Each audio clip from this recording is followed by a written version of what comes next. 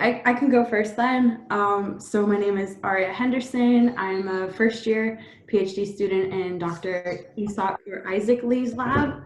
And in addition to doing a lot of outreach from different areas all across campus, I'm involved with Grasshopper, Expanding Your Horizons, CUM Power, New Visions Engineering Mentoring. I am also with Rick, one of the co-chairs for BMES's outreach. So I've got a lot of outreach I can talk about. I guess I'll follow up since that was my cue. I'm Rick. I am the other co-chair for BMS Outreach. And I participate in a lot of the same stuff Aria said, Grasshopper, EYH, Expanding Horizons. That's most of that stuff is with younger, most of the stuff we do is with younger girls, especially for EYH. And then Girl Scout Engineering Day is a huge one that we do each semester. And then Grasshopper is with local elementary schools where we help teachers give lesson plans based on science so we can expand. I think Grasshopper students. Is actually open K through 12 students in the area. Yeah, not just kids. Yeah. All right. So I'm Mark, for those who weren't at the last session. So in addition to what Aria and Rick just talked about with like a lot of the BMES engagement, I'm the team lead for a podcast that's produced at Cornell called Science Blender. It's a podcast that's kind of dedicated to storytelling the people at the school as grad students and the science that they've ended up doing over their journey. So not to just highlight that, but there are actually plenty of opportunities like that for science communication engagement. There's a conference run every summer called ComSciCon, kind of dedicated to this purpose. And it's something that as a university, I think we do a really good job of highlighting. As some of you may have remembered, I'm Alex Laban. I'm a 6th-year PhD candidate in Ben Cosgrove's lab. So a few years ago, I was involved with BMES specifically as treasurer and then eventually co-running the Girl Scout Engineering Day. And now I'm heavily involved in the Graduate Professional Student Assembly, which is the student government representing graduate professional students on campus. I've been the Student Advocacy Committee Chair. I've been on the exec board for 3 years now, so I can talk about like broader Cornell grad student and campus engagement as well.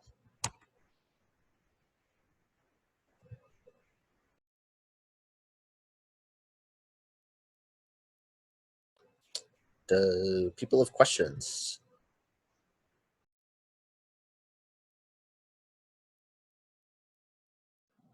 So one question in the chat, are most outreach activities you can be involved in as a grad student separate from undergrads or combined? So most of the stuff that we do is mostly separate from undergrads. We do have a few undergrads that participate with us, but they also have their own BMES. But they sometimes join us in volunteering for things like outreach for Girl Scout Engineering Day, local science center stuff in Ithaca. So most of it we do ourselves, but there is some combined stuff.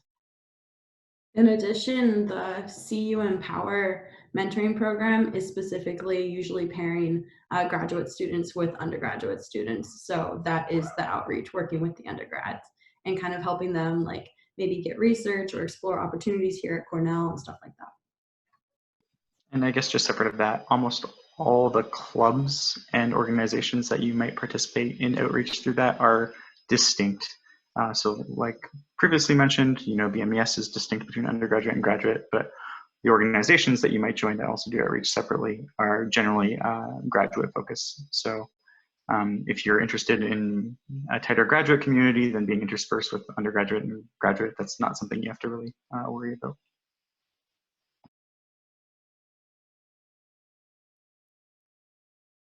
All right, the next question was, how much time do you dedicate to outreach activities? As the current outreach chair, obviously my answer is going to be a little bit higher than some other people's. I mean, I try not to exceed more than like maybe 4 or 5 hours a week on it. but that kind of varies by how many outreach projects you're involved in. Like I said, I have quite a few. Most of them only meet for maybe a couple hours a month, so it still keeps my time pretty free to do more scholastic things like research and classes. I guess I would- oh, go ahead, Alex. I was going to say that in terms of BMES outreach activities, it's basically pick and choose like a salad bar, however many you want to get involved in. Some people like to do them all. Some people will just do like one big event. Some people will just show up if they need extra people. Some people just come for the free pizza at lunch.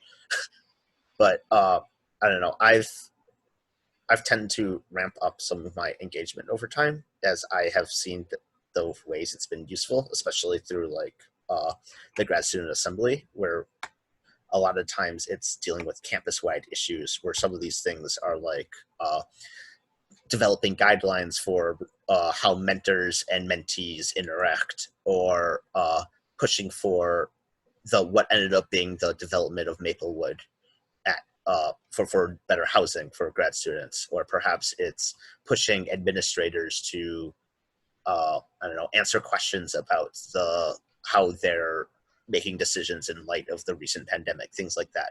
So it's not just things that affect BMB students. It's often things that affect campus-wide grad students and just the entire Cornell community. And I think that's important to me, at least. So what I was just going to say is that like it's really your own prerogative. I think Alex kind of hinted at that with the people that like show up at the events, depending on whether or not they're interested or more of the events. But like, you know, there is like, you know, research is busy, but you do have a reasonable amount of time to pursue your other interests. And if it's something you want to dedicate time to, like I spend many hours producing episodes a week just because it's a lot of work that, you know, it's work that takes a lot of time, but it's something that I enjoy doing. So it's like, it never feels like a stress to me at all to spend that extra time doing that.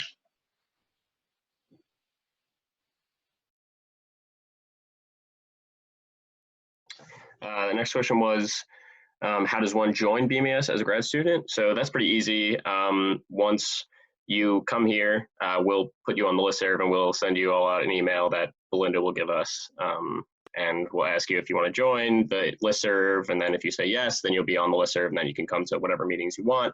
Not required to come to, you know, you can, it's again, open-ended, as Alex and Mark were talking about. So whatever you want to do, you can come to as many or as little meetings and events that you want. And it's not just limited to outreach, obviously. We have a ton of other things, professional development, social activities, things like that. So yeah. Unlike the national chapter, there's no dues. We also have no point system. We're not trying to track like active membership or anything like that. It's just come out when you want to. It's for your own benefit and to grow as graduate students.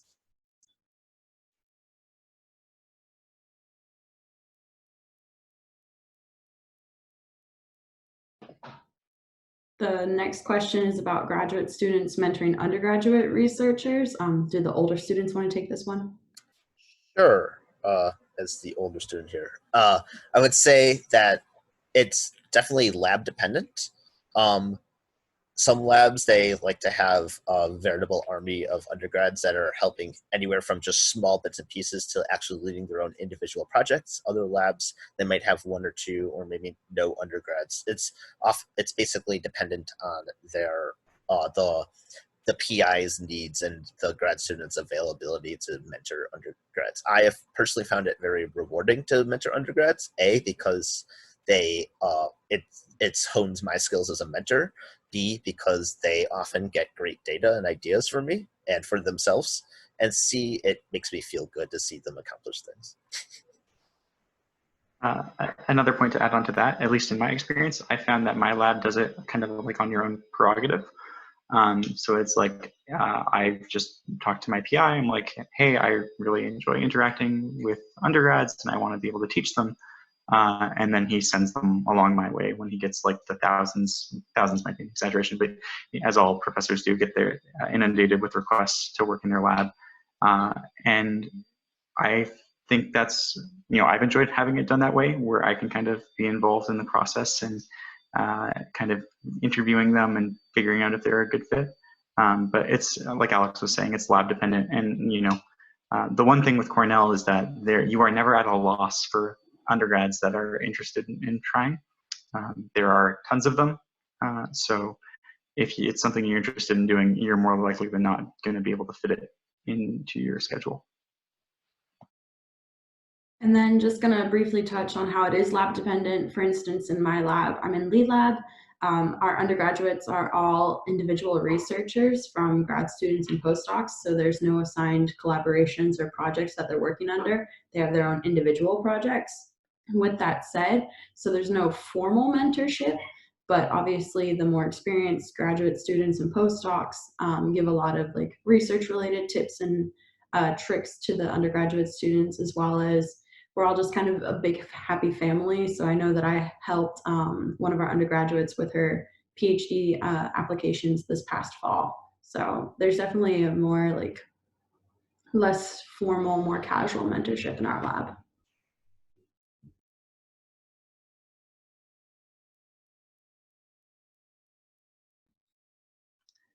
Next question, are there other non-STEM related outreach activities that are common?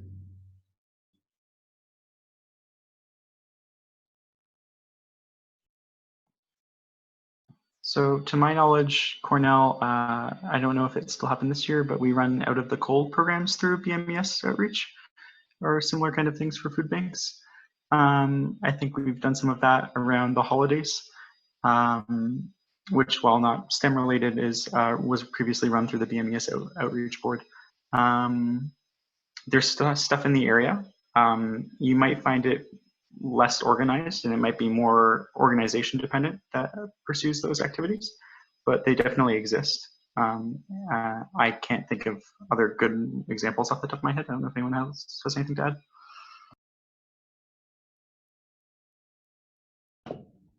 So I'm looking up our Habitat for Humanities and other places as well.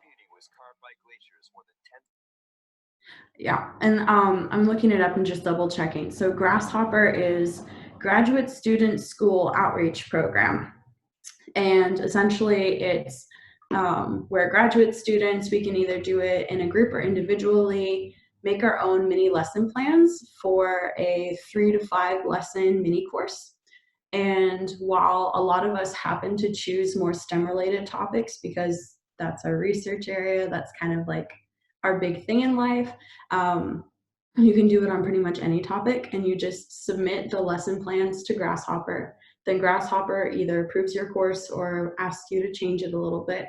And then they send out a whole booklet of these lesson plans to K-12 teachers in the local area. And then these teachers will reach out to you in your lesson plan and kind of let you know that they want to work with you. And that's kind of how the matching process goes. I know I didn't end up getting the chance to teach it this semester, so I'll be teaching it in the fall. But I proposed a logic course. So rather than something specifically sciencey, I worked with something that you kind of use in all branches of thought research and scholastics.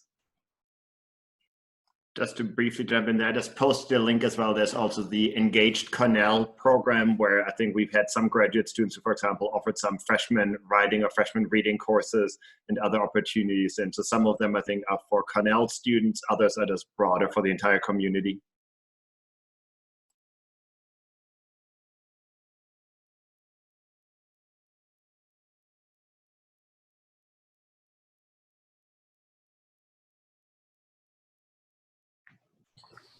I think, were you going to say something?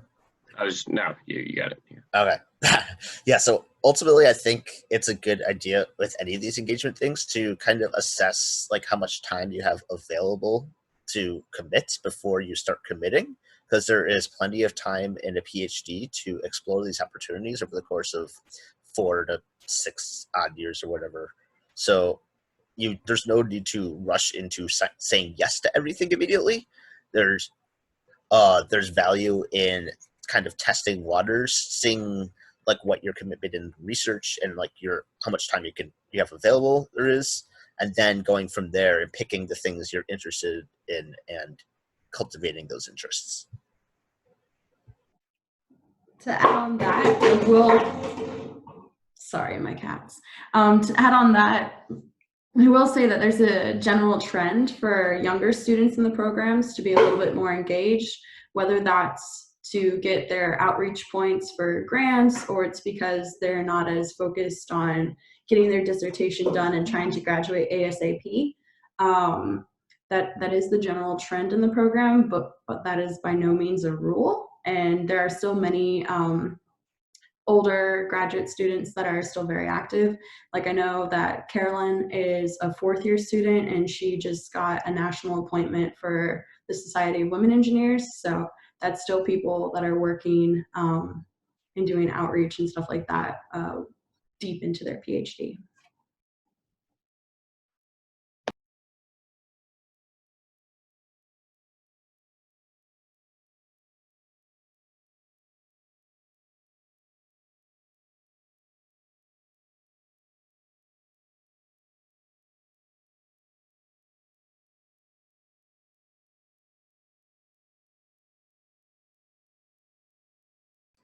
Do people have other questions or other tangentially or not tangentially things we can talk about?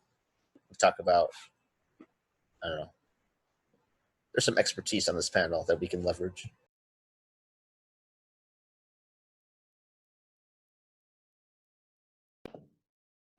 We did just get another question. It says, how do you make time for outreach while doing research? I'll let someone else take the long answer for that, but it's a case-by-case basis essentially. And I know it's something that I specifically discuss with my PI, like, hey, maybe I have like a big conference or an event like GSED where we bring in hundreds of Girl Scouts to do an outreach activity that week, to do outreach activities that weekend. I let my PI know in advance, like, hey, I'm, just part of my experiment timeline. I put my outreach timeline into our meetings and presentations as well. So I guess I'll follow up after that and be, I don't do that in the sense that like my PI is not really up to date with all the stuff I'm doing. It's mostly just like, I find I'm more time effective when I schedule my outreach into like blocks because your research is so free flowing that you can really make time for whatever you want to in a lot of your research because you've got some indefinite period of time. So I find I actually work more effectively when I even schedule outreach, if that makes sense, which is that like because I have something else scheduled, it makes me more focused in my research time because I know that the time I have is more valuable than having less time available for me. So even if I might have less hours in the day to do research, I'm much more conscious as to the time I need to spend doing it because I know I don't have time to goof around because I've made other commitments in my life that are as important to me as my research.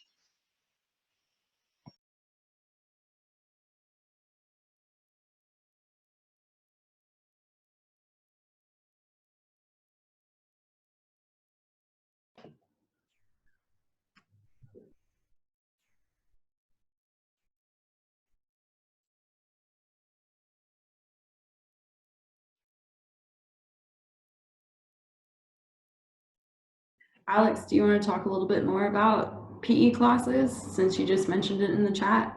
Sure. Yeah. So this is more in terms of it's a bit tangential, but there are a lot of different courses offered for like through the physical education department and also through Cornell outdoor education that have all sorts of different possibilities of things you could be interested in, ranging from fencing to juggling to ice skating to sailing to racket sports to water skiing to weight training. They offer all sorts of classes. The Cornell Outdoor Education offers equipment you can rent. I know people that'll go windsurfing out on Cayuga Lake during the summer using equipment from Cornell Outdoor Education. Some people will rent camping gear and go out to the Catskills for like a weekend or things like that, or skis. There's tons of opportunities for those sorts of things. Some people will take actual like courses to learn or to get the opportunity and access. But essentially, if you can think of the sport and you want to try it out, there is a way to try it out. And to add on to that really quickly is that if you're really interested in being engaged in those kind of environments, you can actually teach some of the courses through the gyms. So Carolyn, who's you guys are about to meet in 10 minutes, runs a PE class. I don't know specifically what it is, but I know she actually is an instructor. And then I think Patrick in the department as well has taught an outdoorsmanship or a camping class or something of that sort. So you can not only take the classes, but if it's something you're really passionate about, you can also actually teach them and get paid for them. And then one last thing in addition to that is that there's a pretty solid intramural community throughout both Cornell and the BME department. So if you want to just play sports with your friends, even if you're bad, or for some people, if they want to take it really seriously as like a way to outlet things, you can definitely do that. And it's really fun. I really enjoyed being part of that. Yeah, I'm actually just going to touch on kind of what part of what Carolyn does. So she's a certified group fitness instructor, and she teaches classes in the gym. I think she only teaches usually about 1 or 2 classes a week. I'm actually going through the process right now to also have that job because that's a job that I had in undergrad. I really enjoy it, and I wanted to continue working on it here. And then other students that are heavily involved with either intramurals or sports clubs on campus. I know Maggie, who is in the student life panel earlier, does a lot of intramurals, especially soccer, and she's involved in a kickboxing club, I believe. Anna also does kickboxing, as does Rachel. So, and then there's been like whole flag football teams and soccer teams that are department student wide that we've initiated too. So we try to stay pretty active as well. Personally, I've been involved in intramurals in volleyball, soccer, flag football, softball, and ultimate frisbee in my time here. So and usually through BME teams that we have, and we have fun. Occasionally, Jan destroys us in volleyball, but that's okay. Yeah, I can touch on that. Same thing. Intramurals, flag football, soccer, volleyball. If you're ever wanting to join, feel free to ask any of the upperclassmen when you come if there's any sports going on, because it's bound to be that we have a team in the department that's playing a sport sometime during that. We tried to do soccer indoor this semester, but obviously that got canceled, so that was good.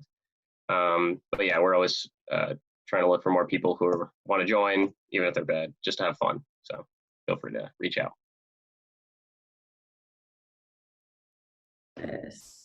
So yoga on campus. There's a lot of different opportunities for you to do yoga on campus. There's like you can go to the gym if you pay for the group fitness classes. They offer a variety of yoga from like hatha yoga all the way up to more like power yoga and more acro yoga sort of types of classes, which can be found on our group fitness. Hi, Toby. Our group fitness website. Additionally, there are some groups like Cornell Minds Matters that are specifically focused on stress relieving. So they offer weekly free yoga classes that you don't need to pay for the group fitness membership part of the gym. And then I know at least one thing that I've been seeing is like the diversity and inclusion office has been offering like Zoom yoga right now to help during isolation time. But there's a lot of different groups on campus that do yoga, and you just got to find the right group and right amount of money that you want to spend on doing it. I know there's also at the Big Red Barn, they have which is the Grad Community Center, the place where they have the $1 beers on Fridays. They have weekly meditation sessions as well. If you're more into like the meditation aspect as opposed to like the physical nature of yoga, and I know those are, and there's also like nature walks that people take. There's lots of ways to, I don't know, embrace your inner mindfulness, if I want to use a cliche or not.